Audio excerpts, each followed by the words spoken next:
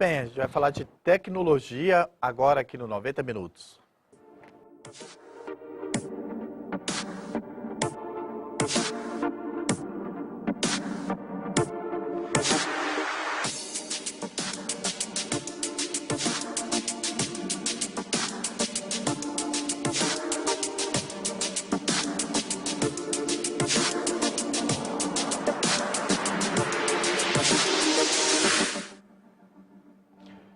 Cara, Alex Fernando. Bom dia, recebê-lo, Alex. Bom dia, Marcos. Bom dia a você que nos assiste.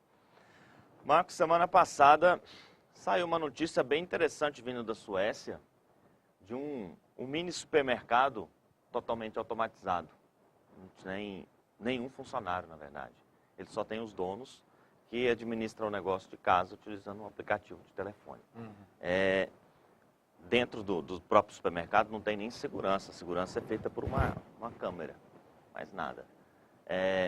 Eu trouxe até um videozinho para mostrar para o pessoal. Foi feito pelos os próprios criadores. Ele mostra um rapaz entrando na loja e como que até o acesso à loja, como é feita na Suécia,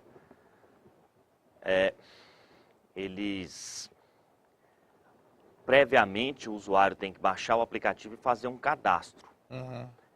Nesse cadastro ele vai informar seus dados de documento, endereço, dados de cobrança, cartão de crédito.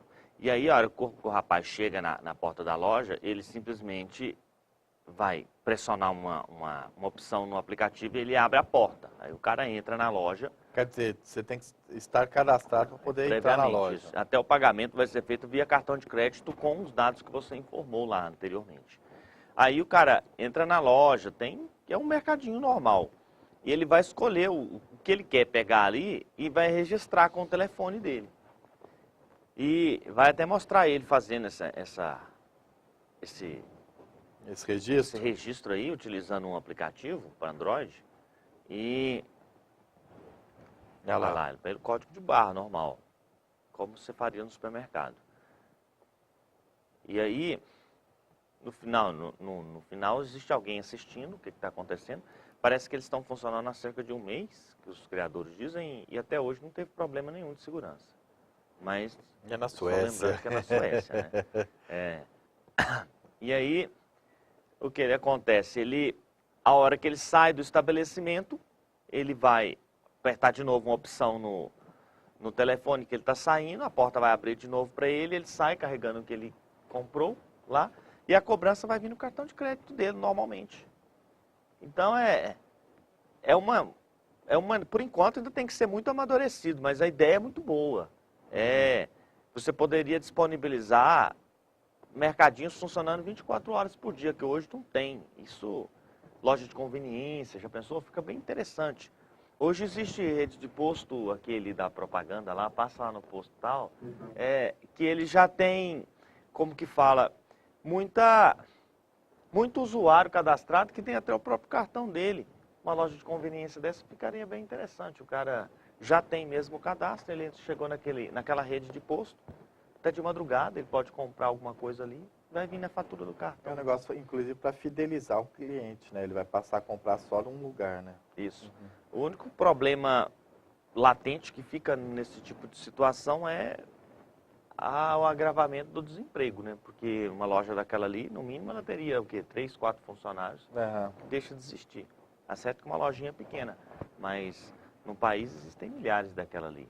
Automaticamente é mais mão de obra que você deixa de absorver. E no caso do Brasil e de alguns outros países, a segurança, né, Alex? Aqui realmente, talvez, se fizesse na primeira noite, não sobraria nada no outro dia. Até a câmera. E a característica dos povos, por exemplo, de inventar mecanismos, que também é de burlar o sistema, né? Lá realmente não... A Suécia é um país extremamente educado, né? A população, eles pensam de uma maneira bem mais civilizada. Aqui, realmente, por falar em burlar, existe para servir até de alerta, existe um golpe circulando via telefone, já tem algumas semanas, que tem pego muita gente no Brasil e no mundo inteiro, que é o conhecido como WhatsApp Gold. Você recebe uma mensagem de texto, onde ela promete um aplicativo que é diferente do padrão, que é o WhatsApp lá, só porque com coisas meio absurdas, como, por exemplo, aquela possibilidade até de excluir uma mensagem que você já enviou, que a pessoa já até leu. Imagina, você manda uma mensagem para alguém, até antes dele ler, ou depois que ele leu, aí de repente eu queria tirar a mensagem, como se fosse um e-mail. Hoje, isso aí, não, do ponto de vista prático, é até impossível de ser feito. E eles prometem esse tipo de coisa, eles prometem poder enviar 100 imagens de uma vez. Hoje é limitado a 10, se eu não me engano. Naquela sequência, Naquela né? sequência. Promete você poder enviar isso tudo. E aí faz propaganda lá do tipo que esse aplicativo, essa versão do WhatsApp, ela é utilizada apenas pelas celebridades, estrelas de cinema. E aí Desperta a curiosidade, né, do cidadão, e aí ele vai lá para baixar. E na verdade, normalmente só funciona em Android. Android tem, basicamente, é mais fácil você instalar uma coisa pirata do que nos telefones da Apple. Automaticamente é mais fácil você cair em esparrela do tipo baixar um vírus. E mesmo você tendo um antivírus, se você não tiver umas práticas de segurança que você tenha pelo menos uma noção do que você está fazendo ali, provavelmente você vai instalar um aplicativo malicioso. E o que acontece é que um aplicativo desse, hoje todo mundo usa o telefone para pagar conta, para acessar e-mail, para fazer coisa desse tipo. Um aplicativo desse vai lá e rouba seus dados. Automaticamente você vai ter um prejuízo financeiro ali. E esse é só um dos golpes, por sinal mais bem sucedido, mas existem outros que está circulando até mesmo dentro do próprio WhatsApp, que é cupons de desconto. Apareceram já do McDonald's, Carrefour, do Carrefour, essa semana agora. Apareceu do Burger King. Então, aí o nego vê o cupomzinho lá, a palavra desconto, ela chama bem atenção. E aí o cara, de forma inocente, vai cair numa esparrela dessa. Então, ficou alerta para todo mundo. Se você é usuário da Apple, não tem muito o que se preocupar, porque não é tão fácil ele instalar isso no seu aplicativo. Mas do Android é muito provável que você vai ter dor de cabeça e talvez até prejuízo. E por falar em WhatsApp, o WhatsApp já divulgou algumas imagens semana passada que parece que nas próximas semanas teremos novidade. A tão esperada mensagem de vídeo que ele tem falado que seria disponibilizada há mais de um ano atrás, que ele tem falado que vai liberar, vai sair agora. E junto com a atualização que ele vai melhorar um pouco mais o suporte a áudio. Porque hoje ainda está gastando uma quantidade de dados muito alta. Para redes como a nossa, brasileira, quando você está num 3G, dificilmente você consegue falar de maneira contente. A promessa é que isso seja melhorado agora na próxima versão e tenha disponível também a opção de vídeo, onde você consiga, utilizando o seu telefone, fazer chamadas de vídeo, como era previsto lá nos filmes de ficção científica há muito tempo atrás. Você falar... Vendo a pessoa. Vendo a pessoa, né? Você poder segurar o telefone ali e você vê quem está do outro lado da linha. Uhum. Isso é bem interessante e já vem de novo corroborar com aquele fato que a gente falou, aquele programa uns dias atrás, onde a Google anunciou a criação do Duo, que é um aplicativo para concorrer com o Skype, e automaticamente, mais uma vez, ela está chegando atrasada numa coisa que ela ainda vai ter que ganhar o mercado concorrendo com um aplicativo que já está aí há muito tempo, que tem uma base de 1 bilhão de usuários. E tudo indica que talvez ela até desista disso, porque vai ser em setembro. Se o WhatsApp lançar isso agora em junho ainda ou começo de julho, é muito provável que isso não torna mais viável para ela o lançamento de um aplicativo desse, que provavelmente vai ser morto. A Google tem tomado, como que eu digo, constantes derrotas lá na União Europeia. Ela está tomando uma multa lá bilionária por causa de concorrência desleal, aquele problema que a gente também comentou de ela favorecer algumas pessoas em detrimento a outras, principalmente seus próprios parceiros, e automaticamente isso vai dar um prejuízo muito grande para ela. Além da multa, o que ela vai deixar de ganhar vai ser muito. Uhum. E, além disso, ela comprou, há uns 2 ou 3 anos atrás, uma divisão, uma empresa que mexe com robô, fabrica robô. essa empresa ela mexia muito com robô que era utilizado com finalidade militar. Parece que os funcionários da empresa não gostaram muito de trabalhar para a Google. Houve uma certa insatisfação e a Google, semana passada, já começou a admitir a hipótese de vender a empresa, essa divisão da empresa, que era parte de robótica. E já tem até um interessado que muito provavelmente deve adquirir, que é a Toyota. Deve entrar nesse segmento. E alguma pergunta? Não, depois só um comentário, diga. Agora vamos voltar a falar do nosso assunto de concurso. Semana passada a gente estava aqui, o Orisvaldo. Isso. A gente falou sobre aquela parte de portas de comunicação, o que significa, às vezes você vê um endereço web onde você vê um site qualquer, 2 pontos e um número na frente. As pessoas normalmente não têm noção do que é aquilo. Existem expressões do tipo liberar a porta de um modem. Você coloca, por exemplo, um circuito fechado de câmera na sua casa e para você acessar ele de fora, por exemplo, do seu telefone ou de qualquer lugar que você esteja, você tem que contratar alguém que vai lá fazer essa liberação das portas do seu modem. O que é porta? Essas coisas, a gente viu isso tudo na semana passada. Se você quiser dar uma olhada lá no Facebook, está disponível o vídeo. O endereço é facebook.com/AlexFernandoOficial. E o que acontece? De praticamente toda a parte de conexão, a gente já falou.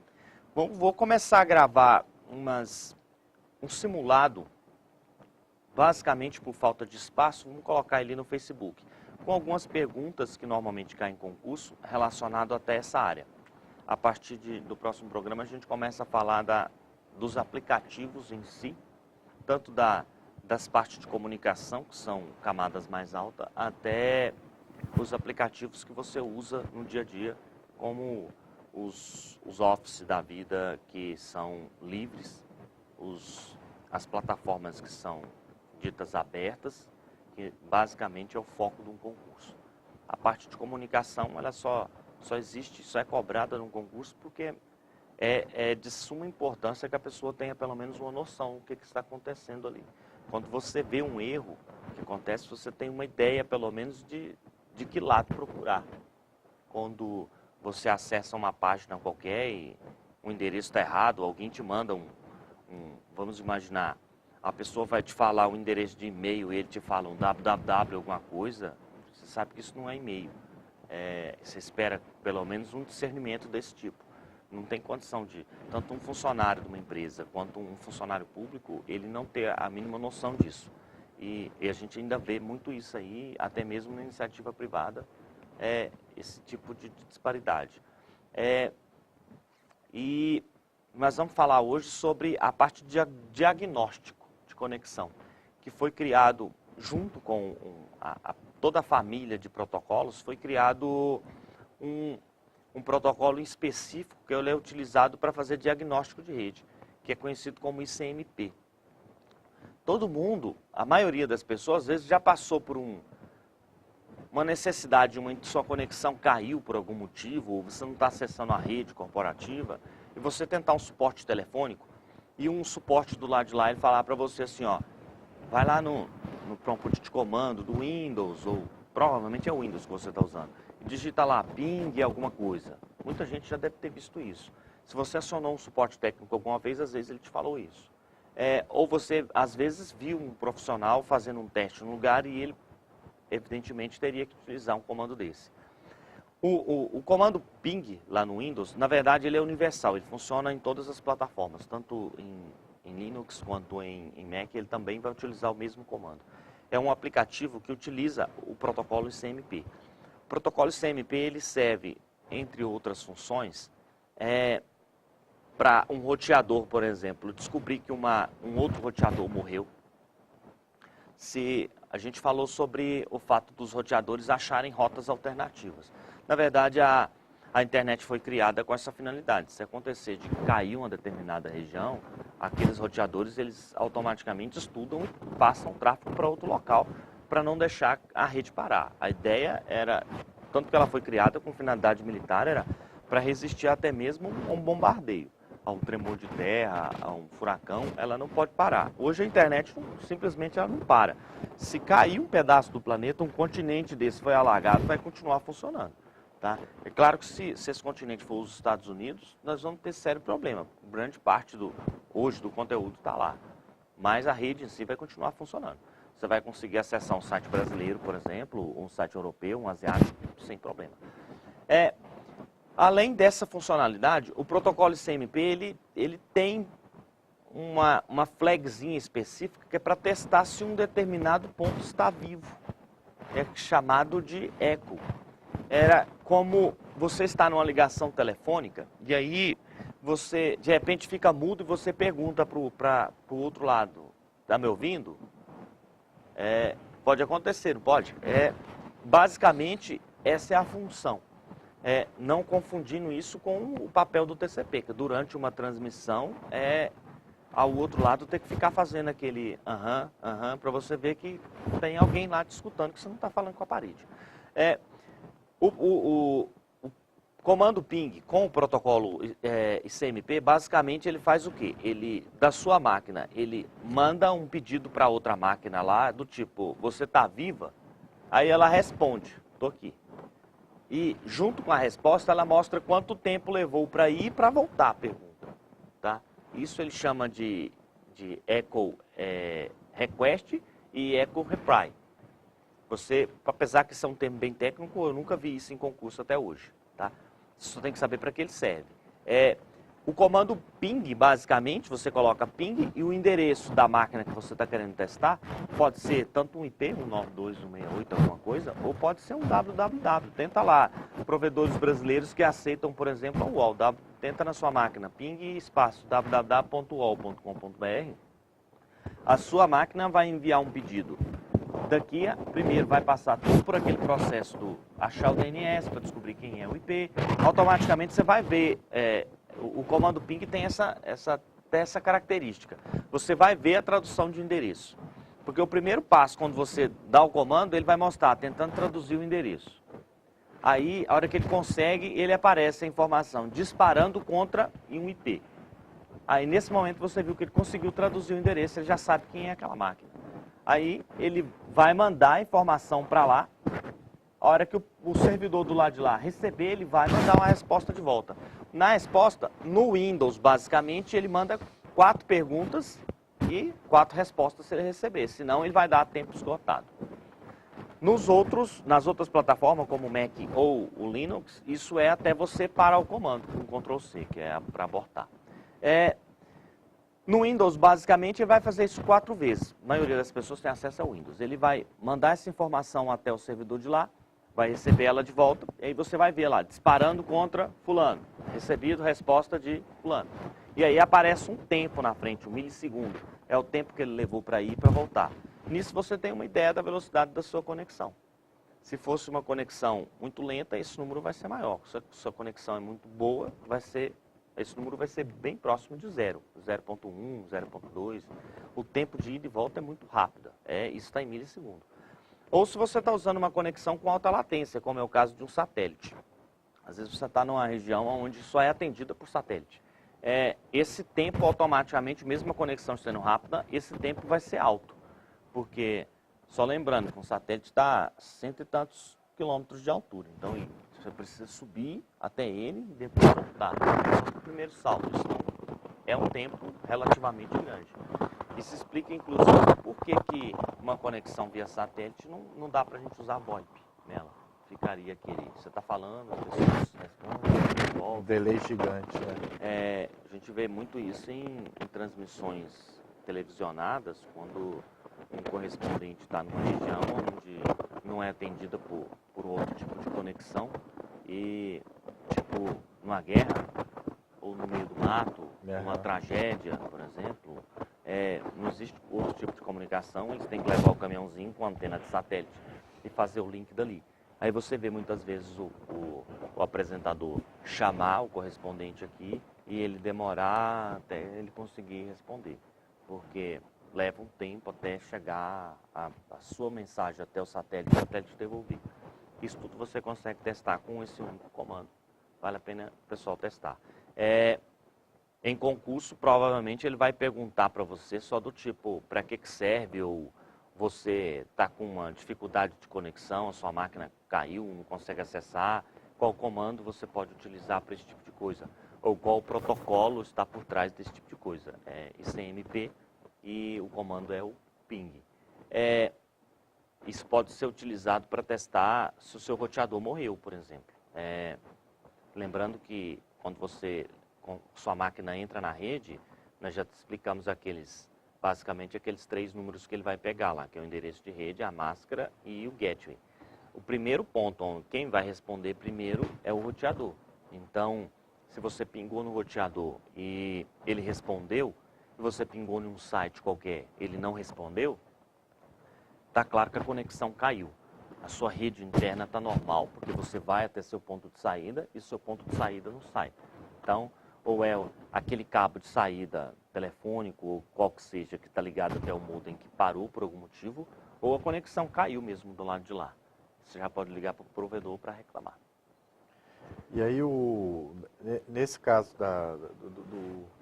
para fazer a comunicação com o roteador, tem que ter um número específico do roteador? É o número do roteador. Se você olhar na configuração IP da máquina, você vai ver lá aqueles 3 númerozinhos, que é o endereço IP da máquina, que é a máscara de subrede, normalmente é 255.255.0.0 ou 255.0. E o último, que é o gateway. Esse gateway é o roteador. Se você ir lá no prompt de comando do Windows e digitar ping espaço esse número, ele vai responder. Tanto que a velocidade de resposta é muito rápida, ele está aí do seu lado. Inclusive, acaba sendo um teste simples para você verificar até antes de falar com a sua operadora, não é, Alex? No dia a dia. Até porque a operadora cobra, né? Se você, vamos imaginar que você está com um problema dentro da sua rede ali, o seu Wi-Fi está pifado, ou um cabo está estragado, soltou um cabo. Você ligar lá na operadora e solicitar uma assistência técnica, eles vão mandar um técnico até sua casa, só porque vão cobrar. Até porque o problema não seria deles. E você pode testar isso daí muito facilmente e saber se o problema é seu ou se o problema é do lado de lá. Ok. Alex, antes a gente concluiu esse assunto. Esse assunto concluiu. Esses aplicativos que as operadoras estão disponibilizando para a gente, para acrescentar o número 9, porque agora passa, todo o número de celular da nossa região passa a ter o 9 também, para aumentar a disponibilidade de números. E aí a gente tem algumas operadoras como a TIM, por exemplo, que é no meu caso, que disponibilizou o 9º dígito TIM. Aí você baixa lá o aplicativo e aí ele vai acrescentar na sua agenda automaticamente. Inclusive ele até pede se você quer acrescentar o número da operadora já antes de todos os números, já fazendo com que você... E sempre a dela. Porque já é uma forma de automaticamente você usar só aquela operadora. Isso faz com que automaticamente a TIM passe a ter a disponibilidade ou ter acesso a toda a minha agenda de telefone para usar de alguma forma, não sei como, mas ter essa informação lá no banco de dados deles? Ter essa informação ele até poderia ter, afinal, a partir do momento que você instalou o aplicativo, ele ainda solicita se ele pode ter acesso à sua agenda, tá? Só porque ele tem um termo de privacidade lá que ele diz que ele apenas vai manipular a sua agenda ali e não vai mandar ela para lá, tá? Então, tem que se confiar nessa operadora, até porque basicamente o aplicativo do telefone tem acesso a esses dados. E algumas operadoras, como é o caso da Vivo, ela disponibiliza aquela chamada agenda na nuvem, que automaticamente você já manda a sua agenda para lá mesmo. Então, eu acho que não há muito o que temer nisso aí. Você sempre tem que ficar com o pé atrás, porque existe má fé em todo lugar. O mesmo não dá para dizer dos aplicativos paralelos, né? Se você entrar na sua loja de aplicativo e digitar lá dígito 9, por exemplo, você vai achar uma série de aplicativos que faz essa mesma funcionalidade. Você vai encontrar, eu acho que as 4 principais operadoras estão lá, e você vai achar alguns aplicativos que não... Parece que até ontem a Claro não tinha lançado esse 9º dígito ainda não, sabe? Só estava Claro, sempre outros. Demora um pouco. Mas, basicamente, além da Claro, existem... Se você é usuário Claro, precisa colocar o número e não tem um aplicativo ainda, ao invés de baixar um outro de uma empresa que você não sabe nem quem é, instala um aplicativo uma das outras 3 operadoras e não deixa ela colocar o DDD. Marca só as outras 2 opções e deixa ela fazer. O DDD não, o código da operadora, basicamente é para automatizar. No momento em que você for ligar, ela vai usar o dela, o 21, ou o 15, ou o 14. 41. Basicamente é só para isso que ele serve.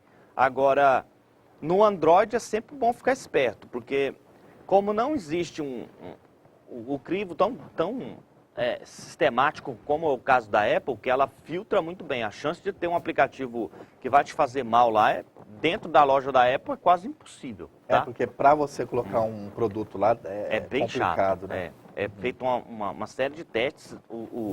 Essa porta dos fundos, ou essa funcionalidade maligna, ela tem que estar muito bem escondida, senão não passa. Eles vão rejeitar o aplicativo. Já no mundo Android, ele, além de não ser tão sistemático como acontece na Apple, os Android, você simplesmente vai lá na configuração dele e fala assim, ó, eu gosto de instalar aplicativo pirata. Quando você faz isso, automaticamente ele tira todo tipo de filtro. Se você ir lá e procurar por um aplicativo pirata, ele vai aparecer. Então, esse tipo de aplicativo que você baixa com esse tipo de finalidade, esse sim, pode pegar a sua agenda e você sabe lá do que Deus quiser com ela, né? E muitas vezes ele pode pegar até outros dados que não seja sua agenda.